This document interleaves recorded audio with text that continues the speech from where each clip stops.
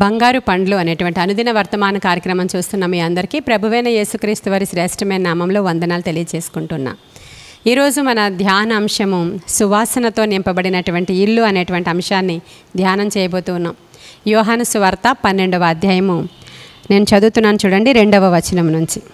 Martha ఉపచారము చేసెను, లాజరు ఆయనతో కూడా భోజనమునకు కూర్చున్న వారిలో ఒకడు.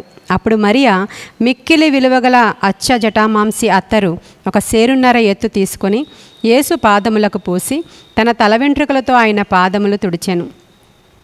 ఇల్లు ఆ అత్తరు వాసనతో నిండెను. హల్లెలూయా. ఇల్లు అత్తరు వాసనతో నిండిందంట. అత్తరు వాసనతో నింపబడినటువంటి ఇల్లు. ఎక్కడైనా మంచి సువాసన వస్తూ ఉన్నప్పుడు ఆటోమేటిక్గా మనం అటువైపు తిరిగి చూస్తాం. ఎక్కడైనా మంచి సువాసన ఇచ్చేటువంటి చెట్లు ఉన్నాయనుకోండి, సంపెంగ చెట్టు, మల్లి చెట్టు, అంటే అటువంటి మల్లె తీగ ఉన్నటువంటి ప్రాంతాలు ఉన్నాయనుకోండి, మనం వెళుతూ ఉన్నప్పుడు ఇక్కడ అటువంటి సువాసన గల చెట్లు ఉన్నాయని ఎవరు చెప్పక్కర్లేదు, మనకి ఆటోమేటిక్గా అటువైపు తిరిగి మనం చూస్తాం కదండి. ఎందుకంటే సువాసన. మరి అటువంటి సువాసన ఇచ్చేటువంటి గృహముగా ఒక గృహం ఉందంట. అది మార్తా మరియల ఇల్లు అని రాయబడి ఉంది. ఆ ఇంటికున్నటువంటి స్పెషాలిటీ మనకు తెలుసు. బేతనియా అనేటువంటి గ్రామానికి ప్రభువు ఎప్పుడు వచ్చి వెళ్ళినా కూడా ఆ గృహంలోనే ఆయన బస చేస్తారు, ఆ గృహంలోనే ఆతిథ్యం తీసుకుంటారు, ఆ గృహంలోనే ఆయన స్టే చేస్తారు. అటువంటి గృహం అది. అయితే ఆ దినాన మరీ ఎక్కువగా ఆ గృహంలో నుంచి అత్తరు వాసన వచ్చిందంట. చూడండి, అత్తరు కొనిందంట మరియా అక్కడ ప్రభువుకి.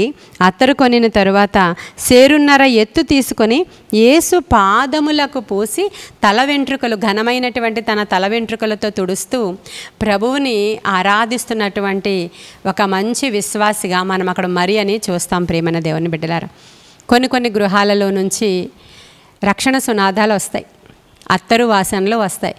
కొన్ని గృహాలలో నుంచి దెబ్బలాటలు, గొడవలు, గోల, బూతుమాటలు, ఎప్పుడు చూసినా సరే చేదు, ఎప్పుడు చూసినా సరే భయంకరమైనటువంటి అంటే దుర్భాషలు, భార్యాభర్తలు ఇద్దరు తిట్టుకోవడం, కుటుంబం అంతా కొట్టుకోవడం, వ్యసనాలు, త్రాగుబోతు భర్త, త్రాగుబోతు బిడ్డలు వచ్చి ఇంట్లో ఎప్పుడు అల్లరి.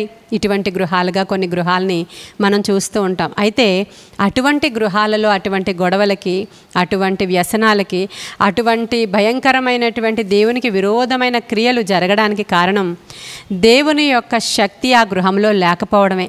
వారు దేవుణ్ణి అధికంగా ప్రేమించకపోవడమే, దేవుణ్ణి ప్రేమించే క్రియలు ఆ గృహంలో జరగకపోవడమే కారణమండి. ఈ గృహము అత్తరుతో నింపబడ్డానికి చాలా కార్యాలు అక్కడ జరగాల్సి వచ్చింది. ఎందుకు అత్తరుతో నింపబడింది? అంత ఈజీయా గృహమంతా అత్తరుతో నింపబడ్డమని మనం చూస్తే అక్కడ చాలా గొప్ప సంగతులు జరిగాయి. ఆ మూమెంట్ అంతా మీరు తర్వాత పైనున్న వచనాల్లో మీరు చదివితే తెలుస్తుంది. మన ధ్యానాంశము అత్తరుతో నిండిన ఇల్లు కాబట్టి అదే మాట్లాడుకోవాలి మనం. ఈ యొక్క అత్తరు సువాసన చాలా కాస్ట్లీగా ఉన్నటువంటి ఒక అత్తరు బుడ్డిని తీసుకొచ్చింది. సేరున్నర అత్తరు తీసుకొచ్చిందంటే అది ఎంత విలువైనదో, ఎంత వెలగలదో. వారు జీవితంలో వారి సంపాదన అంతా పెట్టి ఒక అత్తరు బుడ్డిని కొనుక్కొచ్చి అది ఏం కాకుండా పగులుగొట్టి ప్రభు పాదాల మీద వేసి ఆవిడ తల వెంట్రుకలతో ప్రభు పాదాల మీద ఉన్న అత్తర్ని తుడుస్తున్నటువంటి ఆ సందర్భం జ్ఞాపకం చేసుకుంటే ప్రభువుకి విలువైనది, వెలగలది, ప్రతిష్ట అంటే చాలా ప్రాముఖ్యమైనది ఆ ప్రభువుకి అర్పించుట అనేటువంటి ఒక త్యాగం మనకు అక్కడ కనిపిస్తుందండి. దేవునికి మనం ఇచ్చేటువంటి అర్పణలు, కానుకలు దేవుని దగ్గరికి ఇంపైన సువాసనలాగా చేరతాయంట. మనం దేవునికి ఏమి అర్పణలు అర్పిస్తున్నామో, దేవునికి ఏమి కానుకలు అర్పిస్తున్నామో అవన్నీ దేవుని దగ్గరికి ఇంపైన ధూపంలాగా వెళతాయి. నోవహు జలప్రళయం తరువాత మంచిగా ఒక అర్పణ దేవునికి అర్పించినప్పుడు మంచి పక్షులను తీసుకొని మంచి పదార్థాలతో దేవునికి ఒక బలియాగం అర్పించినప్పుడు ఆ సువాసనని దేవుడు ఆఘ్రాణించి మరలా ఎప్పుడు నరులకు ఇటువంటి కీడు తలపెట్టనని ఒక నిబంధన చేశారంట దేవుడు. దేవుని దగ్గరికి ఇంపైనటువంటి సువాసన వలె ధూపము దేవుని దగ్గరికి వెళ్ళాలి. దేవునికి అర్పించేటువంటి అర్పణ చాలా విలువైనదిగా ఉండాలి. ప్రేమన దేవుని బిడ్డలారా, దేవుని కనుక మనం ప్రేమిస్తే ప్రశస్తమైనదే కదా దేవునికి మరి ఇస్తాము. ప్రశస్త కానుకలే కదా ప్రభువుకి, రాజుకి తీసుకుని వెళతారు. ఒక రాజుగారికి కానుక ఇవ్వాలనుకున్నారు, మీరు అనుకున్నారనుకోండి, ఒక రాజుగారికి కానుక ఇవ్వాలి. ఏం పట్టుకెళ్ళిపోతాం? మన ఇంటి దగ్గర దొరికేటువంటి మన చెట్టుకు పూసినటువంటి పువ్వేదో పట్టుకుని వెళ్ళిపోతామా? మన ఇంట్లో మనం వాడేసినటువంటిది ఏదైనా వస్తువు తీసుకుని వెళ్ళిపోతామా? లేదంటే ఏదో చాలా తక్కువది తీసుకుని వెళతామంటే కాదు. కానీ ఆయన యొక్క క్యాడర్ను బట్టి మన కంట్రీలో లేదంటే మన యొక్క ఊరిలో ఏది స్పెషలో అది పట్టుకు వెళతాం. అక్కడికి చాలా కాస్ట్లీగా కొనుక్కుని అది పట్టుకుని వెళతాం. అయ్యా ఇది మా ఊరిలో చాలా స్పెషల్ అండి, చాలా క్వాలిటీ అండి. రాజు వరకు వెళ్ళిపోక్కర్లేదు. మనం ఒక పై అధికారిని కలవాలి అంటేనే ఊరిలో ఏమి స్పెషల్ అది పట్టుకు వెళ్ళి ఆ అధికారికి ఇచ్చి ఆ అధికారికి మన్నన పొందుకోవడానికి, వాళ్ళ దగ్గర నుంచి ఏదైనా లాభం పొందుకోవడానికి, లేదంటే మనకేవో పనులు ఉంటాయి అధికారులతో, ఆ పనులు చేయించుకోవడానికి అది లంచం అనక్కర్లేదు, ఒక బహుమానం అనొచ్చు. ఒక బహుమానం అండి, ఇది మా ఊరిలో ఇది పంట, మా ఊరిలో ఇది స్పెషల్ అని ఇస్తూ ఉంటారు. ఎందుకంటే గొప్పవారు ఘనులు అనబడిన వారి దగ్గరికి గొప్పవి బహుమానాలు తీసుకుని వెళుతూ ఉంటారు. మరి మన రాజు సంగతి ఏంటి చెప్పండి మీరు? చాలామంది దేవుని సన్నిధికి తీసుకుని వెళ్ళేటప్పుడు ఆయనకి ఇవ్వాల్సిన కట్టడ చెప్పున ఇవ్వాల్సిన దశమ భాగాలు కానీ, కృతజ్ఞతార్పణలు కానీ, పంట కానీ, దేవుడు అంటాడు ఆస్తిలో భాగం ఇచ్చి దేవుడిని ఘనపరచాలని దేవుని వాక్యం సెలవిస్తూ ఉంది. ఇవన్నీ దేవునికి అర్పించుటలో సంతోషముతో దేవుని సన్నిధికి ఉత్సాహముతో కానుకలు తీసుకురావడంలో చాలామంది ఫెయిల్ అయిపోతూ ఉంటారు. ప్రశస్తమైనటువంటి పదార్థాలు, ప్రశస్తమైన విలువైన కానుకను దేవుడి దగ్గరికి ఆవిడ తెచ్చింది కాబట్టి ఆ ఇల్లు సువాసనతో నింపబడిందంట. మన గృహాలు సువాసన భరితమైన గృహాలుగాను, సమాధానకరమైన గృహాలుగాను, దీవెనకరమైన గృహాలుగాను, ఆశీర్వదింపబడిన గృహాలుగాను మన గృహాలు ఉండాలి అని అంటే మనము దేవునికి శ్రేష్ఠ పదార్థాలలో భాగాన్ని ప్రభువుకి ఇవ్వాలి.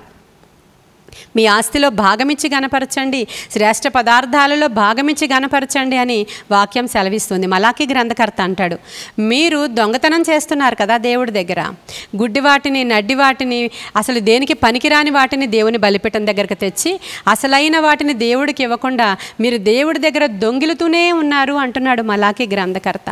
ప్రియమైన దేవుని బిడ్డ, మన రాజు, మన ప్రభువు, మన శ్రేయస్సు కోరిన వాడు, మన కొరకు ప్రాణాలు అర్పించిన వాడు, మన కొరకు మన గృహము ఏర్పాటు చేయ ఆ స్థలము సిద్ధపరచ పరలోకానికి వెళ్ళిన మన ప్రధాన యాజకుడు, మన ప్రభువుని ప్రేమిస్తే మనకేం జరుగుతుంది? బైబిల్ సెలవిస్తుంది, దేవుణ్ణి ప్రేమించే వారిని ఆయన ఆస్తికర్తలుగా చేస్తాడంట. హల్లెలూయా. కొంతమంది మేము దశంభాగం ఇస్తే మాకు త్రిబుల్ దేవుడు ఇచ్చేస్తాడన్న ఉద్దేశంతో ఇస్తారు.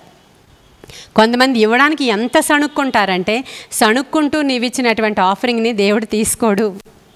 నీవు సణుక్కుంటూ గొణుక్కుంటూ ఇది కూడా ఇవ్వాలా, ఇది ఎందుకు ఇవ్వాలి, ఇది ఇస్తే సేవకులు తినేస్తారు, ఇవ్వమని ఎక్కడ రాసుంది, నూతన నిబంధనలో ఎక్కడైనా ఉందా మీకు? ఇలాంటి ప్రశ్నలన్నీ ఈ రోజుల్లో మరీ ఎక్కువగా అడుగుతున్నారండి. ఆయన్ని ప్రేమించినప్పుడు మనం ఆయనకి కానుకలు సమర్పిస్తాం. యేసుక్రీస్తు ప్రభువారు పుట్టినప్పుడు కానుకలు తీసుకొచ్చి సమర్పించారు. బంగారము, బోళము, సాంబ్రాణి, వారి వారి కంట్రీల్లో ఏవి ప్రశస్తమైనవో అవి తీసుకొచ్చారు వాళ్ళు. మరి మనం దేవుని సన్నిధికి మన బహుమానాలు తీసుకుని వెళుతున్నామా? దేవుని సన్నిధికి మన అర్పణలు తీసుకుని వెళుతున్నామా? మన గృహాలు సువాసన వచ్చే గృహాలుగా ఉండాలి అని అంటే మనము దేవునికి శ్రేష్టమైన బహుమానాలని తీసుకుని వెళ్ళాలి. ఎందుకంటే ఈ దినాలలో సువార్త వేగవంతంగా జరగాలంటే దేవుని మందిరంలో సమృద్ధి ఉండాలి. మందిరాలు నిర్మించబడాలంటే దేవుని మందిరంలో సమృద్ధి ఉండాలి. మన ప్రతి ఒక్కరము కూడా మన బాధ్యతను గుర్తెరిగిన వారమై దేవునికి ఇవ్వాల్సినవి, దేవునికి చెల్లించాల్సినవే కాకుండా మనము ప్రేమతో దేవునికి ఇవ్వాల్సిన కానుకలు తీసుకుని వెళ్ళినప్పుడు దేవుని సేవ నిరాటంకంగా జరుగుతుంది.